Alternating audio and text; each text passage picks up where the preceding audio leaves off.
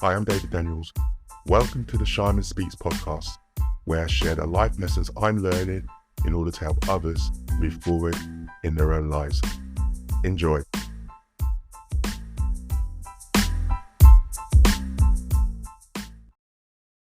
Welcome to week 20 of my journey to becoming a better counsellor. The journey continues. Sitting here with my hot apple of blackcurrant, fighting off the onset of a cold with a sore throat, so my voice is not as rich and warm as bassy as usual. Or maybe you can't tell. Let me know what you think. Anyway, on with my progress for the last week. Let me check in and let you guys know what's happened. So the beginning of the week was quite interesting, actually. So if you listened to last week's episode, you know that I formalised the name of the business. It's Shaman Counselling. David Daniels trading as Shaman Counselling. Originally, when I came to do the bank account application, I just did trading as counselling.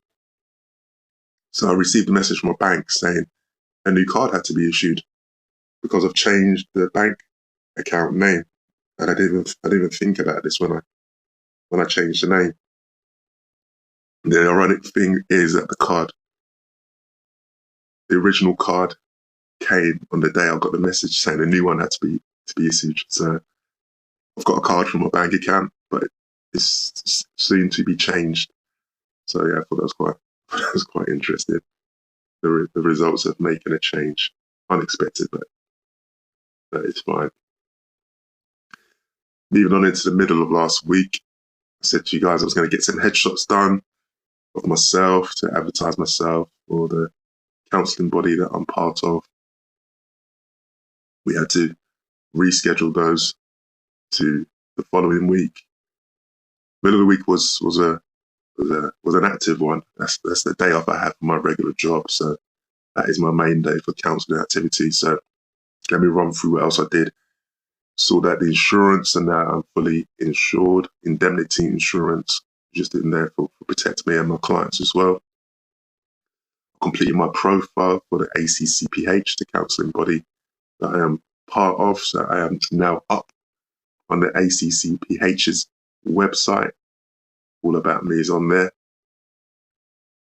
I printed a do not disturb sign. Why did I do that? See, where I have my office for my day job and what will be my counselling room is opposite my son's bedroom. And often one of my sons will just walk through the door, should I say.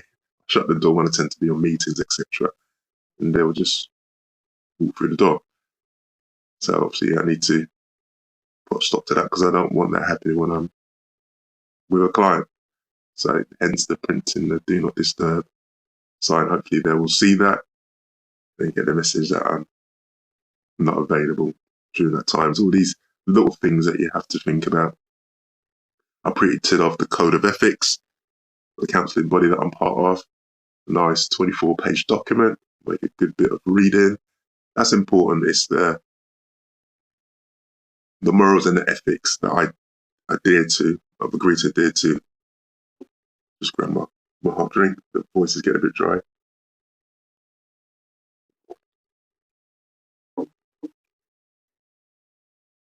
That I agree to adhere to so that clients know that I'm working in an ethical manner. So I need to read that, of course. So we will see how we get on with that. I bought a new mobile SIM card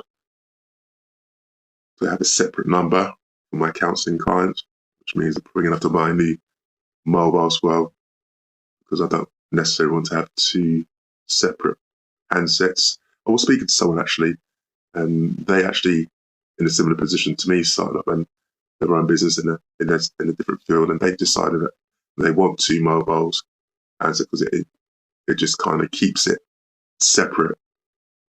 I get that, I understand that, I can relate to that. For me, I don't want to carry two mobile handsets. If I can have one where I have the two numbers in one phone, then that's my preferred. So I get to put my little geek technology hat on and look for a phone. I do like looking for for a phone. I do like my phones.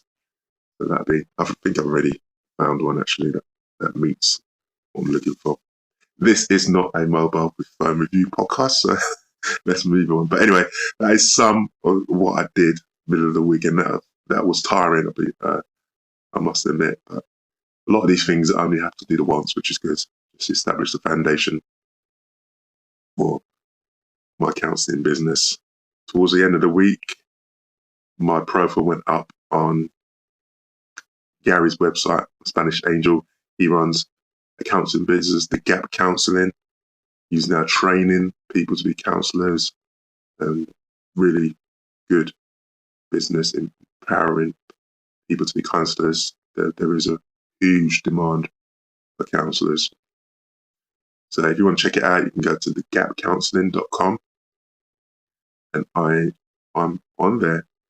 So yeah, it's starting to come together. End of the week, got to get a podcast in. I like my podcast, so I found a new one actually. It's called Starting a Counselling Practice Success Stories. People who've had success in counselling. Just complete interviews on the podcast. But this one was an episode titled Starting a Thriving Practice from Scratch in 2022. I hope you can see why that title appealed to me. It was actually recording of some free training the hosts offer as part of their business school for therapists. It's a program that they charge for to help people like me set up a solid counselling practice. It's an American-based podcast, so they tend to use the word practice instead of, I don't know, business. Do we use counselling practice as well? Sorry, that made sense in my head when I first said it, but second thoughts now. Anyway, it was about 2 hours worth of training, so I listened to it in stages. But the main takeaway for me was the first part of the training, and really we're talking about the money side. How much to charge in order to build a sustainable business.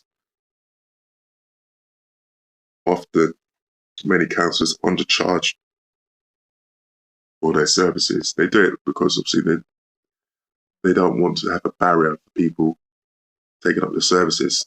But if it's not sustainable to them, it doesn't allow them to have a good life outside of counselling, then it's counterproductive.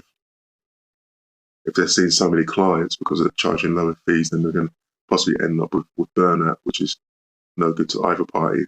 So it really made me think about how much I want to charge for my clients.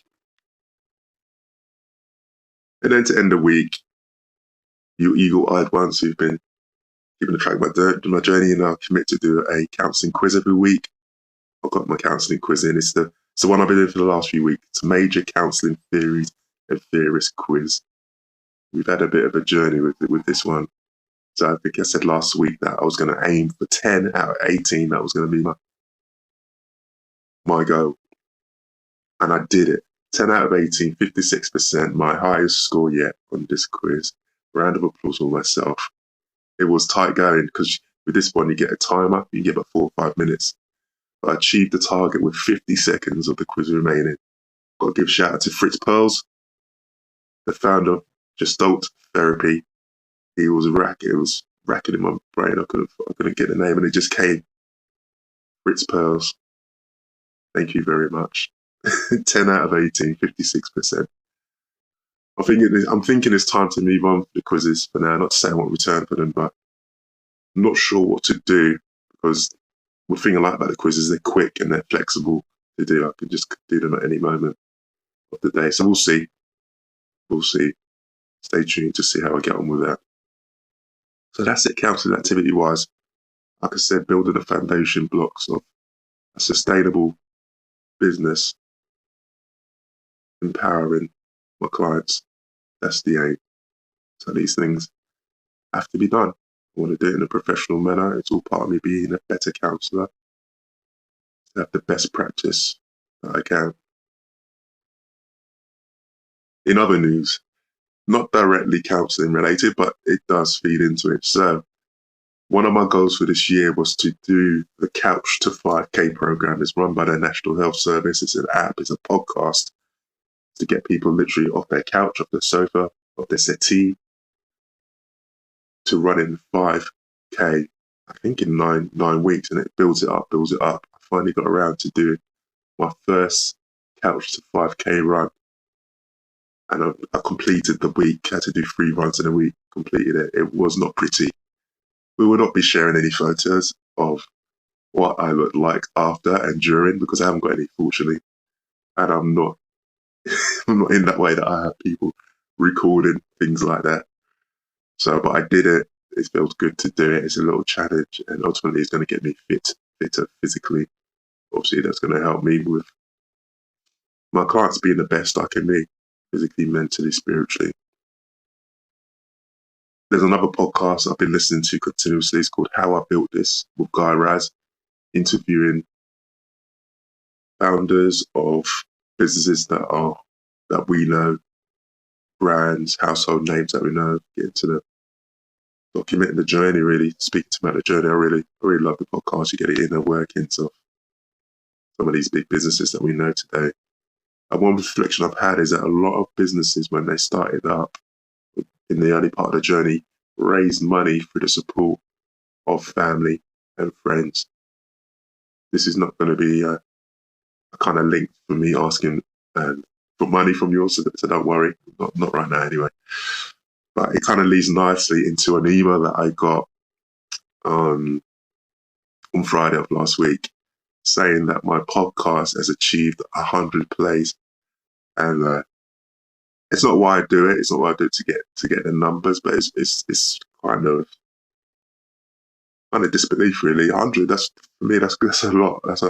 Obviously some people may listen to it twice. There's quite a few episodes out there, but yeah, that's unexpected surprise. So yeah, it's a nice achievement, and that's thanks to you guys, because in part, in the main, it's been family and friends who have been letting them know that the podcast is out there in the world to listen to. So I want to thank you for your support.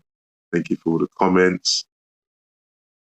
Really appreciate it, and please keep listening, keep tuning. I hope it serves you in some way as well. So with that, the voice has held out. I'm going to go back to my apple and blackcurrant. I'm going to leave it there. So thank you for tuning in. I do not take it for granted. Every play, every listen, every comment is really important to me. I want to say this. If you have, I think even if via Spotify, I think there's the way you can leave a comment on there. Now, the way it's set up on the app, it doesn't notify me when I get a comment. So I literally have to go into every episode and then click on the section where it's got reviews. So obviously, as this goes on, the podcast episodes are building up and up. So it's just not time. I'm not going to use my time to literally have to go through every episode and check for new comments. I'm sure there's a way around it. I need to look into that, because I really want to see comments. So all I'm saying that to say, if you have left a comment and I kind of haven't responded to you, I know you personally have, but that's probably the reason why. It's because it doesn't notify me, and I've got no way of knowing which episode has had which comments unless I go through each of them. So yeah, hopefully I can find a way around that, because I really value comments, feedback, etc. Let me leave it there. Thank you, God. Amen.